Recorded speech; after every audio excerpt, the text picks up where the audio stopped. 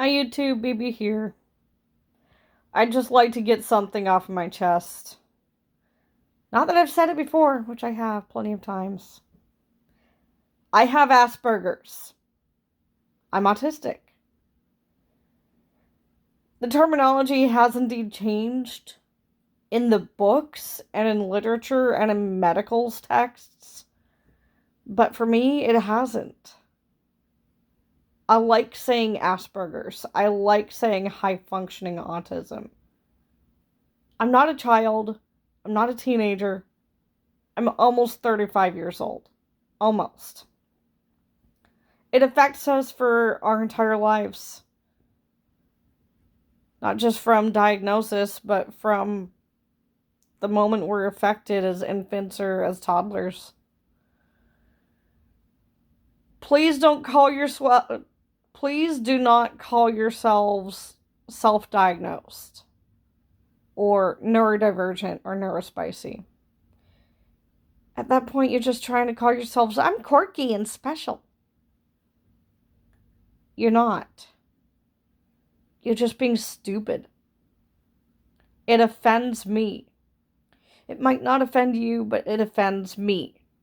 It offends me when people self-diagnose, call themselves neurodivergent, call themselves quirky, call themselves neurospicy. If you're not diagnosed, shut the fuck up. It's not a brag. It's not a flex. If you're able to brag about it, if you're verbal and cognizant enough to brag about being autistic, you've got other problems besides being autistic. You have an ego. You have an id. You have bitchiness, attitude, rudeness, and just plain old stupidity. You're losing your brain cells over this, I need to be neurodivergent to fit in with everyone else on TikTok and YouTube and Facebook and all the social media sites that tell me that I'm neurodivergent because I paid $20 for an online autism test. That's not how it's done! Okay, you have to get diagnosed by a clinician. Usually by a psychologist or psychiatrist who has the qualifications to diagnose you properly on paper. A $20 test means nothing besides they scam $20 out of you because you're stupid with a double O. Stupid with a double O. You see that? That's a double O. Stupid. You're not neurodivergent, you're stupid. You're not autistic. You're selfish. Yeah. I may be uppity and a little bit uncouth about my diagnosis is my experience. Your diagnosis, whenever you do get it for legitimate, is your experience. But until then, you can continue scamming yourself out of websites that want you to pay $20 here and $20 there and $5 here and $2 there to do autism assessments online. Go ahead. Keep on wasting your money. But it's not going to clarify whether or not you are autistic. They're just overpriced, overhyped, multiple choice questions. That's all they are. They don't count. You don't count. I count. And my experiences growing up, as well as in my adult years, having Asperger's is not a flex. Having autism is not a flex. Being on the autism spectrum is not the flex you think it is. I have difficulties daily, weekly, monthly, yearly. They're not all difficulties I can verbalize into cutesy little lists for you. That's part of it. We cannot always verbalize or put into words what we feel are our difficulties. We cannot verbalize, Alexa, all lights off. Thank you. We cannot verbalize every difficulty that we struggle with, every emotional, social, communication, behavioral, internal thought process difficulty that we have. Not all of it can be verbalized into a cutesy little list to make you think, oh, I had that problem too. I can't verbalize all of it, but it's there. I was diagnosed in 2004. At 14 years old, as a girl with Aspergers. At that time, by that time in my life, I had met at least maybe 3 other people on the spectrum. And then as I got older into my high school years, I met maybe at least 3 other girls on the spectrum with Asperger's, and then, a lot of other girls on level 2, level 3 autism who weren't always cognitively aware of what was going on around them, and not that they knew that they had autism. Because they just knew whatever was going on around them was the way that everything was. So sometimes people don't know they are autistic because they're so within themselves, so within their world, that they don't see a reason to ask or verbalize or find a way to ask, why is everyone else different from me? Why am I different from them? I don't know. Some people don't ask that question. Some people don't ask. They are stuck within themselves, and autism can be a cage. And sometimes for other people, it's an internal cage, and for others, it's an external cage, and for others, it's both ways. I have Asperger's. I'm not flexing, I'm not bragging, but I am declaring and saying this just to let you know, autism is not a flex, so shut the fuck up. Autism and Asperger's are not the flex you want them to be. Do not brag about it. Do not try to tell your friends, your coworkers, your new classmates, your teachers, your mentors, your supervisors at work, your shift managers. Don't tell the world that you have Asperger's in a bragging way. Say it when you need to explain your difficulty in a social situation. Say it when you know that there's no other way to explain your social or emotional or behavioral reactions.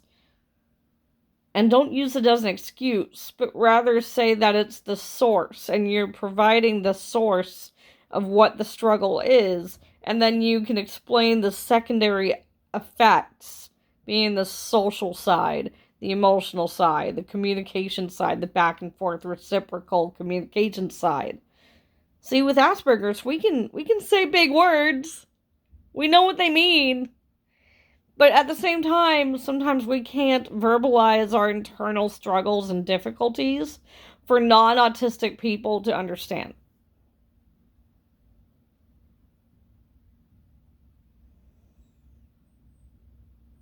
If you're not autistic and you don't understand what our problems and difficulties are because we're not verbalizing it to you, A, we don't like you, so we're not going to try. B, you don't like us, so we're not going to try. C, we don't have the words to describe it in a story. D, sometimes we don't have the words to describe it to ourselves. So how can we describe it to you if we can't even describe it to ourselves? Our difficulties are our difficulties. I don't know what it's like to be immobile and unable to walk, and I can't empathize with people who are in wheelchairs or power chairs. That's another example for you. Just because someone is autistic doesn't mean that they know what someone else's disability is like. Never compare my disability to someone's physical disability, someone's internal disability, someone's medical disorder that does affect them physically and emotionally and mentally. Cystic fibrosis and autism are not the same thing. Paraplegia and childhood paralysis is not the same thing as Asperger's. Tourette's and Asperger's are not the same thing. Multiple sclerosis, which is a fatal illness, neurodegenerative, is not the same thing as autism and locked-in syndrome. Locked-in syndrome is not autism. What's another one?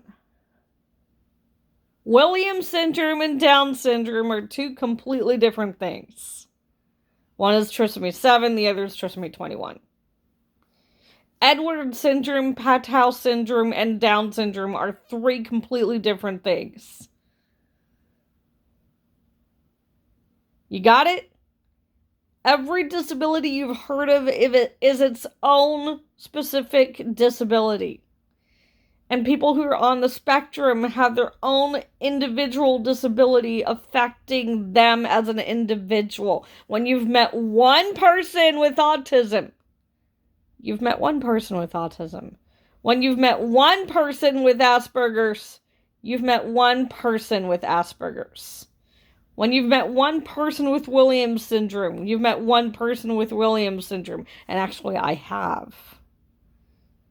When I was in high school, I did some summer preschool classroom assistant teaching jobs at my special ed preschool I went to as a little one every summer of high school. And then there was this little girl who had Williams syndrome, and the parents wanted me to babysit her one time, and as well as her two brothers, and it turned out not to happen, but I was there anyways, and I ate, delivered box takeout pizza with them, and then the parents decided to cancel their outing, and then they drove me home and brought the kids along, and the kids were cute. Down syndrome. I've met plenty of people in my lifetime with Down syndrome. Do I think that a lot of them, the schools failed them? Yes, I do. The schools failed them. Their parents failed them. All outside resources failed them. They could have had more. They could have been pushed more. They could have had more opportunities to do bigger things, try more things. I've met plenty of people in my lifetime on the spectrum. Many of whom are like me, just Asperger's or high-functioning autism, have career struggles, unemployment, chronic unemployment, or chronically underemployed, where you have a job, but for one reason or another, you don't get enough hours. And then you get another job and you still don't get enough hours. And then you get another job and then you still don't get enough hours. Sometimes our disability is used against us, even subconsciously, by other people, even if they're not going to admit it to you or to themselves. People still judge others based on capability in the workplace.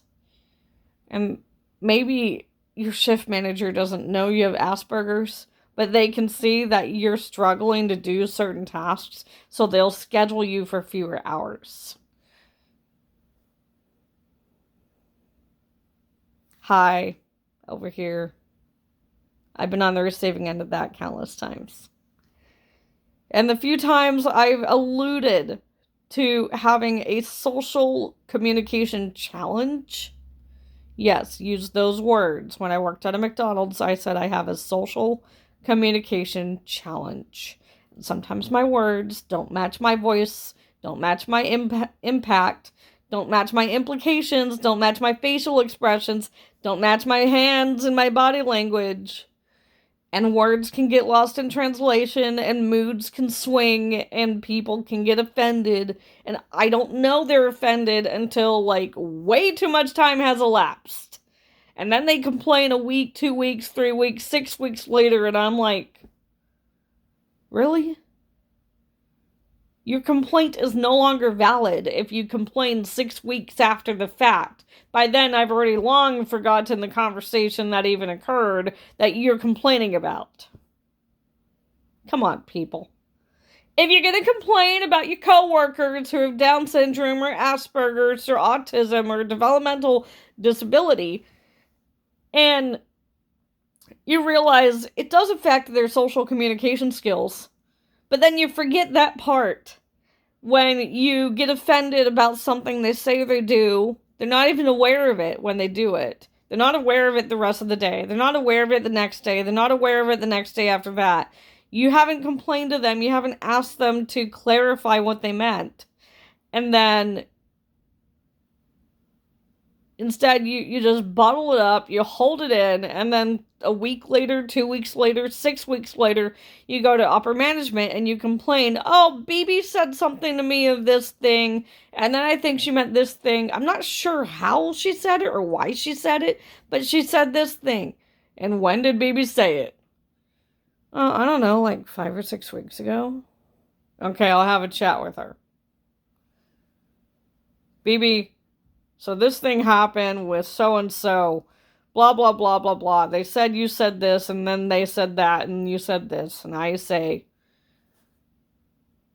okay, did they say when? And what part of the day? What time of the day? Where was this?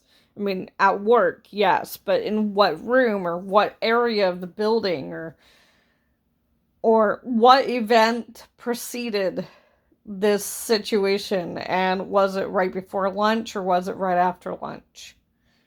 Was it in this space or was it in that space? Was it in the same place as Alex and James, or was it in the same work area as Megan and Sarah?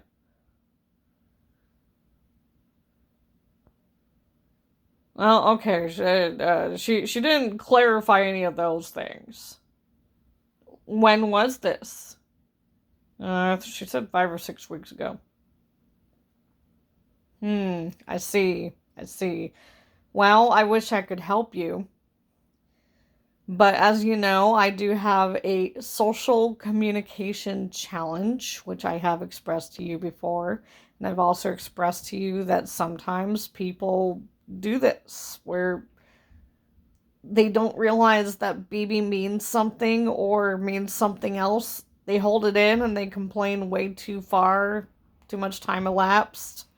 So if you say this person said I said something 6 weeks ago that offended them,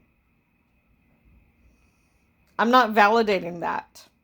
They should have said something the same day or the same week or within 7 days. They should have asked for a mediator or someone to mediate between me and them, a neutral party. Maybe you could go back to them and remind them of that fact, that too much time has elapsed. And BB asked all these questions to clarify what preceded, what happened after. Was it before break? Was it after break? Was it before lunch? Was it after lunch? Was it in this area? Was it in this room? Was it in that room? Was it next to Sarah and Megan? Was it by Brad and Brian? Who witnessed it?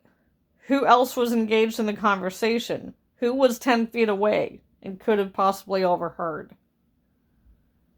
She's looking for details, for clarification, which you didn't even really give me.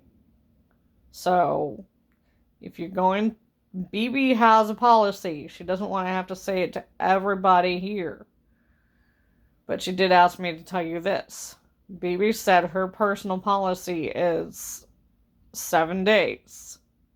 If you feel offended by something and you don't say the day of, you have 7 days to get it off your chest with a third party. That could be neutral, a mediator, in the same space, to clarify what she said, why she said it, what her implications were, and that her body language doesn't always match her facial expressions, doesn't always match her tone or her implication, and it doesn't match her inflection or her voice pitch, and it doesn't match what she means to say from inside her brain to outside of her mouth. She has a social communication challenge, and it gets taken out of context very easily.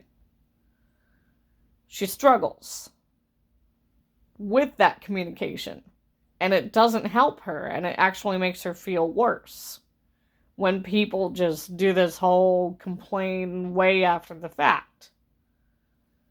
It doesn't help her, and it doesn't help you. And she's right. It doesn't help anyone to complain 6 weeks after something has been said, because if you can't even remember what the conversation was, what the context was, then why would you say anything at all? I'm not saying you shouldn't complain, but if you do need to say something about what BB has said or done and she is not aware of it, say it immediately, the day of. 24, 48, 72 hours. 1 week or less. Because BB struggles with this, and no one ever explains to her what she has said wrong or has done wrong. Because people wait too long, and then they forget the details. And then they complain after they've forgotten the details.